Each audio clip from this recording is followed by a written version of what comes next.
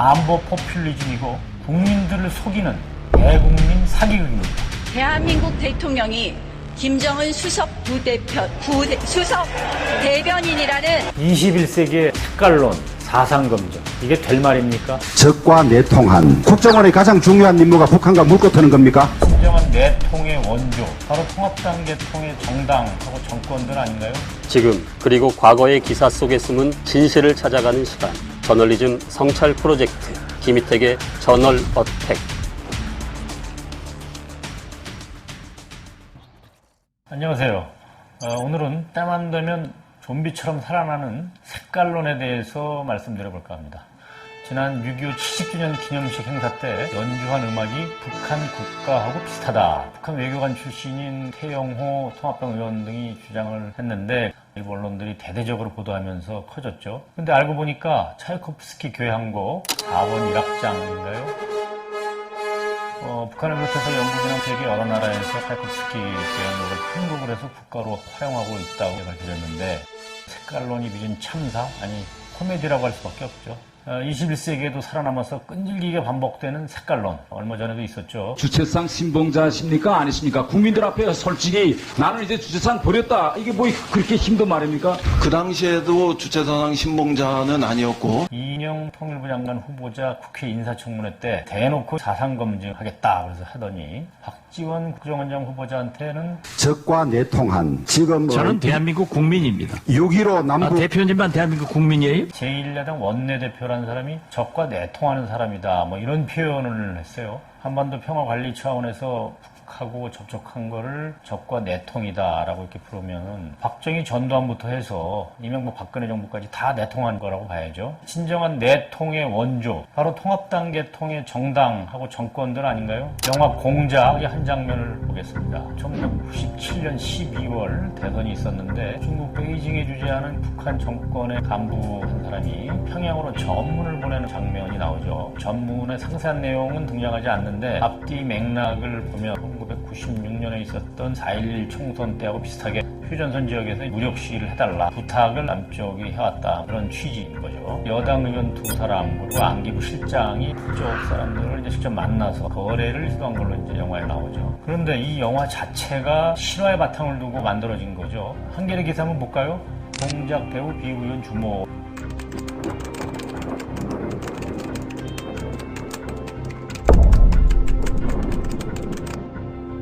김대중 정부가 들어선 뒤에 국가정보원이 이 사건 전모를 확인하고 검찰이 수사에까지 들어갔었죠. 평양으로 보내지는 그 전문, 우리 정보기관이 감청한 자료도 남아 있었던 걸로 확인을 했어요.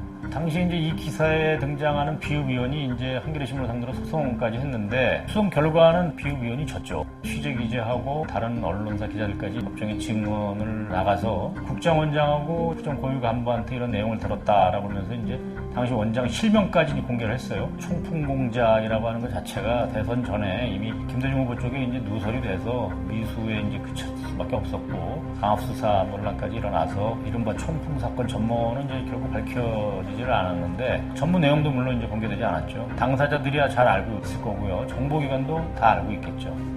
이런 게 바로 내통 아닙니까?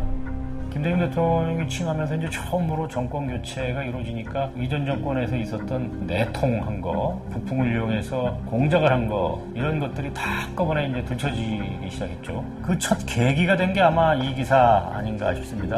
안기부 북풍 언론 공작. 1997년 대선을 앞두고 안기부가 김대중 후보를 겨냥해서 색깔 시비를 일으키기 위해서 협조자를 동원해서 이제 기자회견을 사주했는데요. 중국 베이징, 그다음에 일본, 서울 세 번이나 옮겨가면서 김대중 후보가 김정일한테 자금을 받았다, 이런 내용의 이제 기자회견을 했어요. 그거를 기획한 안기부의 그 비밀 문건, 한겨레가 그 당시에 단독으로 입수해서 폭로를 했던 거죠. 당시에 이제 이 문건을 입수하기 위해서 제가 이제 여러 선후배들하고 같이 몇 달간 공을 들였던 기억이 납니다. 윤홍준이란 안기부 협조를 통해서 공작했다는 사실이 이제 드러나서 번영의 안기부장을 비롯해서 간부들이 줄줄이 구속돼가지고 이제 실형을 살았죠. 한겨레 3월 18일치 기사도 한번 볼까요? 안기부 야 후보 연루 공작, 1997년 9월 이중첩자 흑금성 김대중 이인재 쪽 침투. 이게 이제 이른바 이대성 문건 또는 이제 흑금성 문건으로 불리는 안기부 내부 문건을 한겨레가 이제 입수해서 쓴 기사였는데요. 문건을 그대로 믿어서는 안 된다 하는 단서를 단 기사가 이제 눈에 띕니다. 국민 알 권리 차원 결정, 공장 문건 일부 변조, 이대성 문건 어디까지 사실일까, 뭐 이런 제목을 붙인 기사들인데, 나중에 검찰 수사를 통해서 이제 알려진 사실이지만은 부품 공작이 들통날까봐 이제 위기를 느끼는 그 당시에 이제 안기부 간부들이 문건을 일부 편집을 해서 집권당 쪽에도 이제 슬쩍 흘렸었죠. 여권도 북과 접촉을 했다. 그러면서 이제 자기 범죄를 이제 물타기 하려고 했던 거죠. 근데 이제 사실 이 영화 공작에도 일부 나오지만은 1996년 4.11 총선 때 총풍이 실제로 큰 영향을 미쳤어요. 4월 4일부터 연일 그 판문점에서 무력 시위를 북한군이 이제 했었죠. 선거에 사실 결정적인 영향을 미쳤어요, 그때. 당시 조선일보 한번 볼까요? 북 DMZ 규정 준수 거부, 북 병력 또 판문점 투입, 북 판문점 3차 무력 시위. 김영삼 대통령 핵심 측근인 장학로 부속실장 수뢰 사건 때문에 김 대통령 쪽에 어떤 여당이 제1당을 위협받을 정도로 상당히 위험한 상태였어요. 근데 이제 3일 뒤에 치른 총선에서 제1당을 지켰죠. 총풍이 결정적인 영향을 미쳤다고 나중에 다들 평가를 그렇게 했어요. 여러모로 봐서 이제 북쪽하고 내통한 의혹이 이제 짙었는데 수사 과정에서 뭐 고문당했다 뭐 이런 주장도 나오고 뭐 이렇게 시비가 일면서 사실 그 윗선이라고 할까요? 총풍의 실체, 전모 이런 거는 제대로 밝혀지지 않았죠. 아마 이때 윗선까지 파헤쳤더라면은 부품 공작, 총풍 공작 이런 거는 더 이상 발붙이지 못하지 않았을까 참 아쉬움이 큽니다.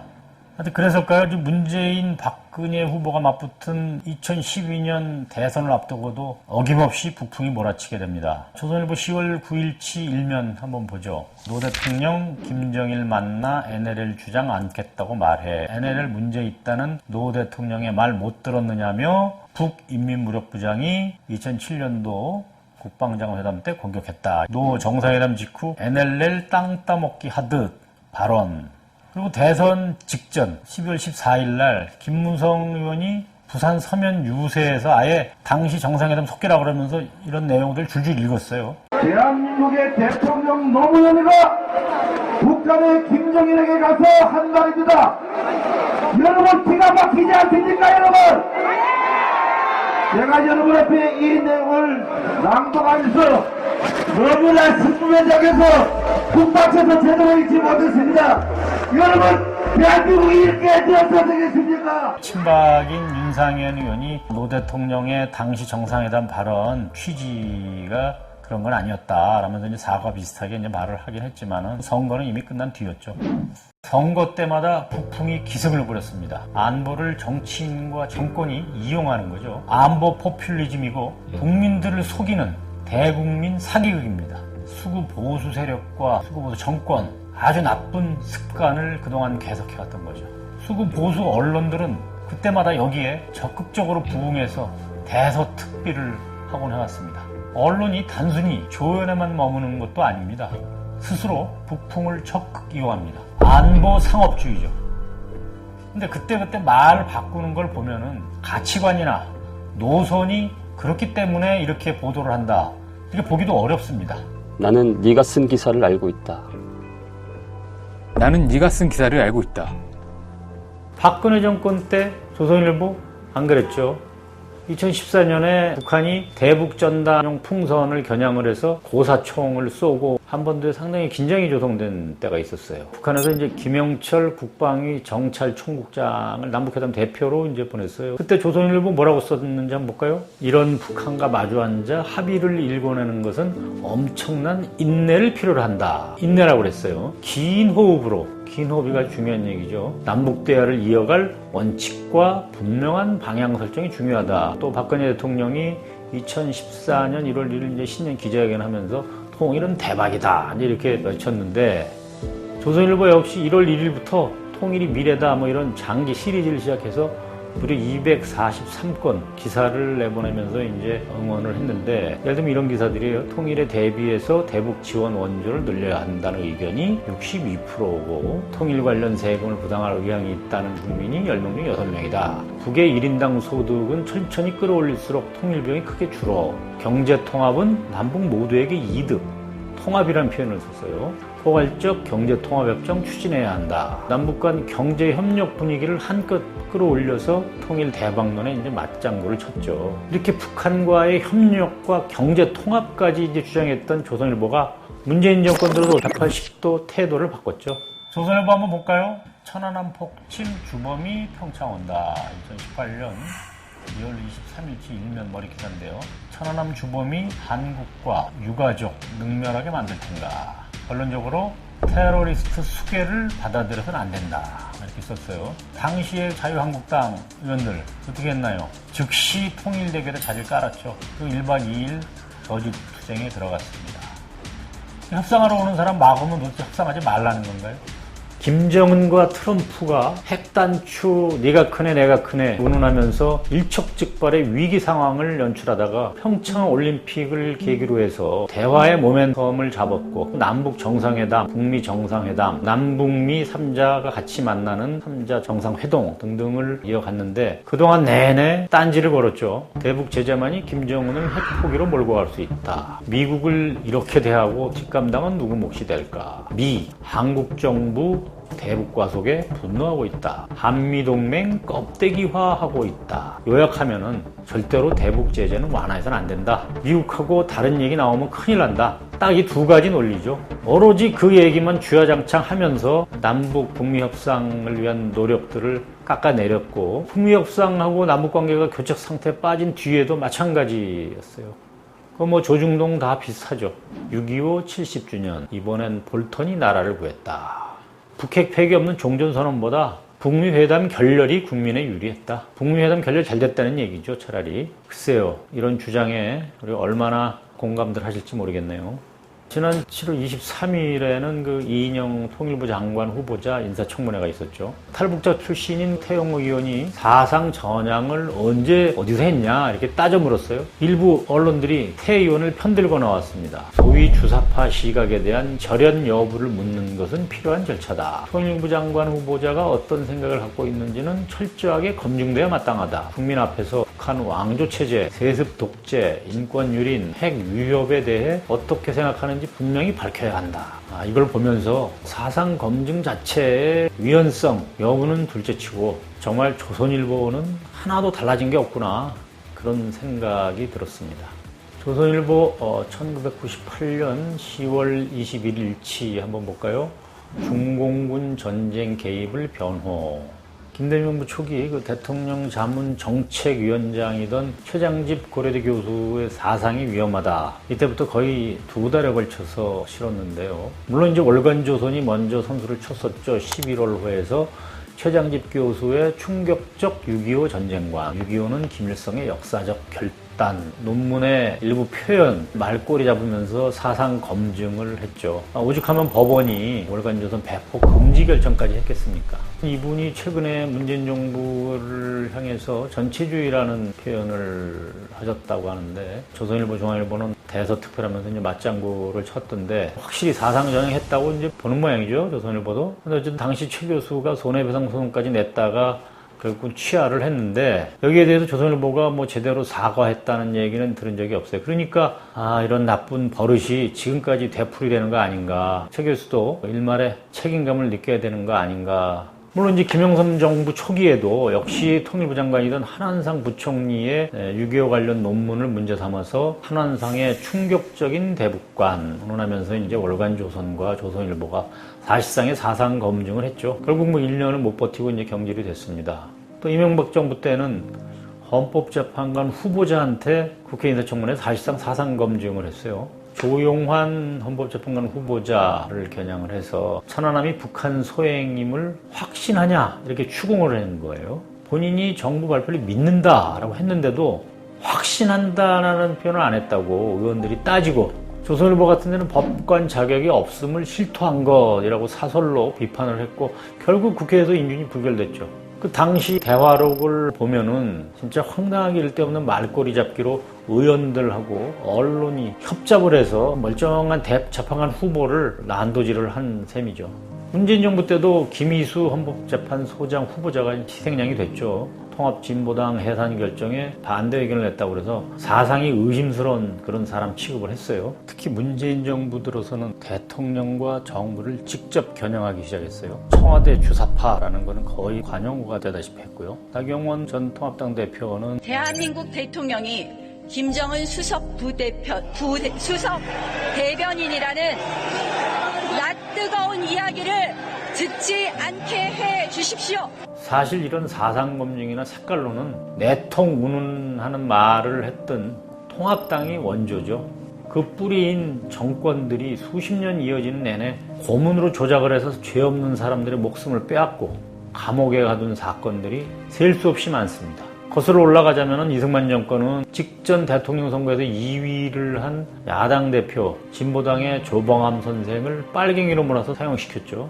박정희 유신 정권은 인혁당 재건이 사건을 고문으로 조작해서 무려 8명을 사형시켰어요. 그 악명 높은 사법살인이죠. 정권이 고문으로 용공 조작한 사건을 터뜨릴 때마다 수구 보수 언론들은 이를 대서특필하면서 정권을 위한 확성기가 되줬고 결국 독재 정권 유지를 위해서 여론을 조작하는데 앞장을 섰던 거죠. 전두환 정권 때 저질러진 부천경찰서 성고문 사건.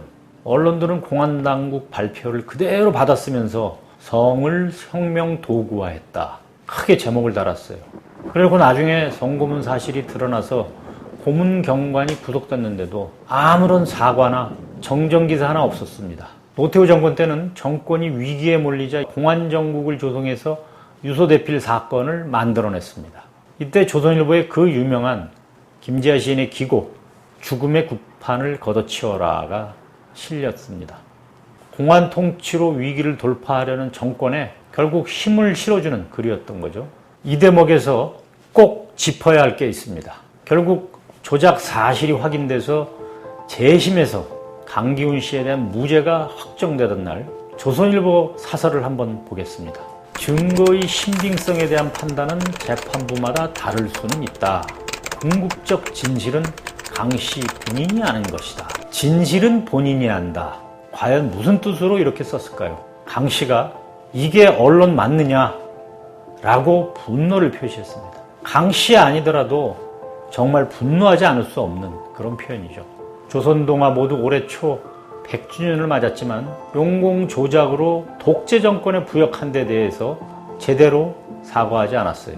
경향신문이 지난 5월 18일치에 40년 만에 광주 민주화운동과 관련해서 바로잡는 보도를 한 개면을 털어서 내보냈습니다. 이 사실을 하고도 비교가 되죠. 21세기가 맞나 싶을 정도로 끈질기게 반복되는 사상검증이나 색깔론 모두 이 땅에 깊이 박혀있는 냉전의 유산입니다. 수구 보수 언론과 정치 세력들은 사상 검증을 하고 색깔론으로 상대를 공격하면서 뒤로는 북과 내통하는 식으로 냉전시대 50여 년을 북과 적대적 공존을 해왔습니다. 그러니 한반도 평화와 북핵 해법에 대해서 진지하고도 장기적인 준비를 했겠습니까? 이번 북핵 위기 속에서도 현실성 없는 전술핵 도입을 주장하다가 안 되니까 오로지 제재, 한미 동맹만 애묵무새처럼 되풀이하고 있습니다. 일부 정치인과 언론들, 툭하면 평화를 위해서 전쟁을 준비해야 한다는 말을 하곤 합니다. 그러나 전쟁만 준비하면 전쟁 위험만 높일 뿐입니다. 문정인 교수가 한겨레 칼럼에서 얘기했듯이 평화를 원한다면 평화를 준비해야 하는 거 아닐까요? 한반도 평화가 다시 중요한 국면을 맞고 있습니다. 언론의 책임 역시 어느 때보다 무겁습니다. 21세기의 색깔론, 사상검증, 이게 될 말입니까? 다 같이 성찰합시다. 다음 시간에 뵙겠습니다.